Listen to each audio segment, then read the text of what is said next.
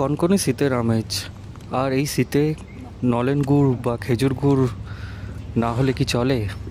কিন্তু বন্ধুরা, আপনারা জানেন কি খেজুর গুড় বা নলেন গুড় কীভাবে তৈরি হয়? আমরা তো খেজুর গুড় কিনে থাকি, কিন্তু খেজুর গুড় তৈরিতে যে অক্লান্ত পরিশ্রম লাগে তা একমাত্র এই খেজুর বিক্রেতারাই জেনে থাকে।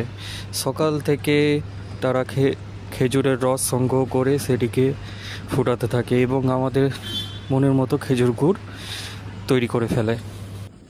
বন্ধুরা, এই ভিডিওটি যেটি দেখছেন সেটি আসানসোল রামকৃষ্ণ মিশনের পেছনে খেজুর গুড় তৈরি হচ্ছে।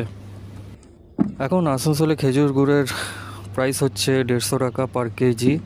তবে বীরভূম সাইডে খাঁটি খেজুর গুড় পাবেন, এখানেও খাঁটি খেজুর গুড় পাওয়া যাচ্ছে।